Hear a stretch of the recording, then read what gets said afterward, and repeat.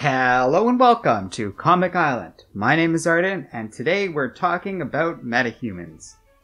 So in going through the news of the week, a preview caught my eye that got me thinking about the direction DC has been taking lately with regards to the greater rebirth narrative. It was a new miniseries by Kyle Higgins on the way and looking fairly cool. The idea is that it's a sort of Elseworlds comic taking place in an alternate future.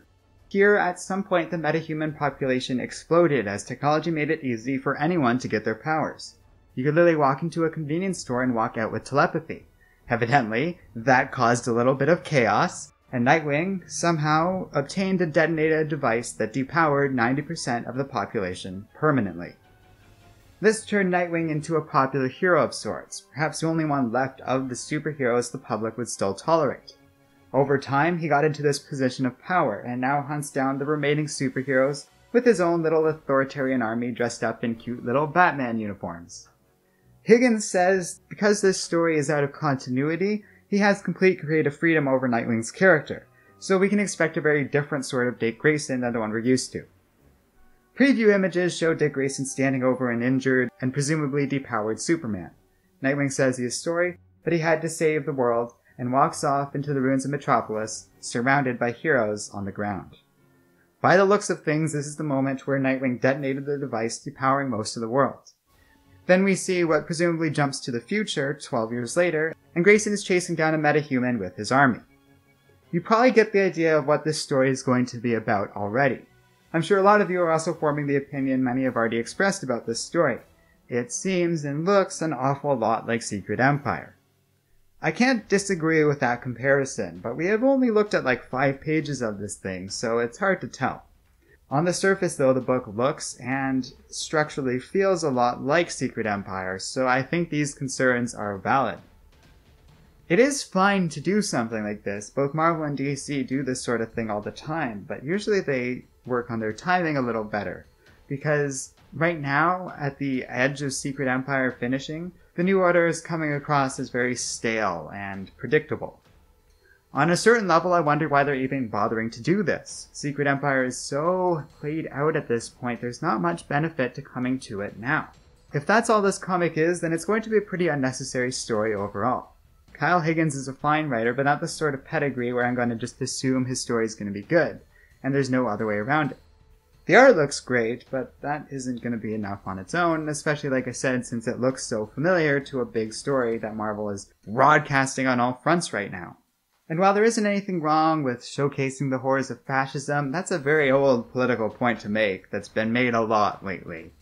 On the other hand, there are parts of this comic that do seem interesting. For example, Nightwing has a 12-year-old son in this story, and because it takes place exactly 12 years after he depowered the world, there's got to be a connection there. The theory that makes the most sense is that he got married to Barbara Gordon or someone along those lines, they had a son, and then his spouse died at the hands of a metahuman, sparking the chain of events that lead to the New Order. None of this is terribly original, but part of me does think if it is done well, it could be a great comic. It could be dramatic and meaningful or just a fun Elseworlds story.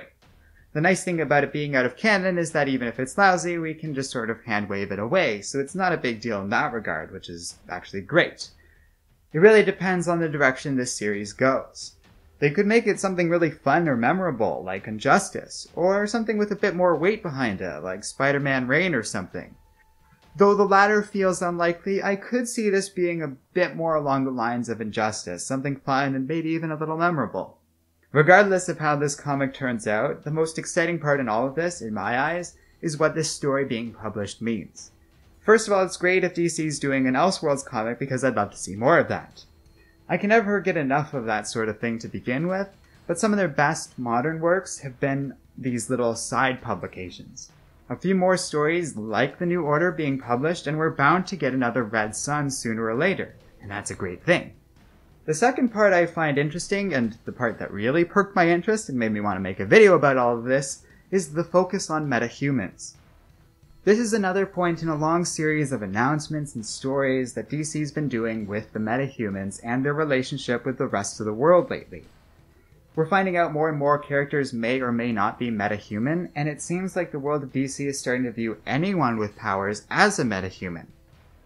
This story might not be canon, but it does fit with that overall direction of Rebirth comics, and I've been wondering about it lately. Tensions between superheroes and the public has always been sort of a Marvel thing, but they've been shying away from that ever since the cinematic divorce with the X-Men. I can't help but suspect that DC might be trying out their own version of this. We recently learned the Doomsday Clock will actually jump 1 year ahead from the events in the rest of the Rebirth line, and as Doomsday Clock unravels farther into its series, the rest of the comics will bridge that gap and catch up in time to the beginning of Doomsday Clock. I wonder if that time period is going to depict tensions with the Metahumans rising. And we're seeing the start of it here, through an alternate future, through murmurings that Batman might be metahuman, or Duke Thomas is.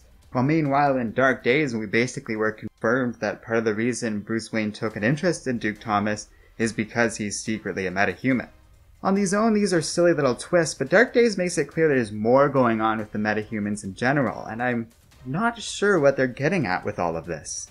I wonder if we're going to reach a point, arguably for the first time ever, where heroes in the DC world are broadly feared and seen as fugitives. This happens often in Marvel, but seeing it in the world of DC would actually be a bit of a change of pace and kind of interesting. I also wonder if any of the stuff they talk about in the New Order is going to start to happen in the main canon too. Maybe superpowers are going to start being more widely proliferated, and that's what causes more tension. But without the New Order, maybe the world of DC in the present day goes in a very different direction in response to all of this.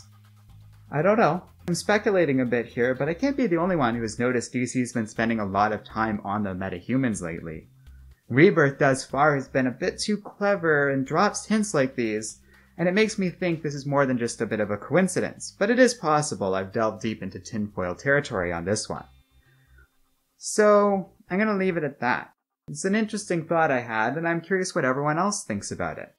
So let me know what you think of the new Nightwing story, but more importantly, what you think of all this metahuman business. Am I grasping at straws here, or is something more going on? I'm very interested in everyone's opinion on it all. Finally, don't forget to like, subscribe, and keep reading comics.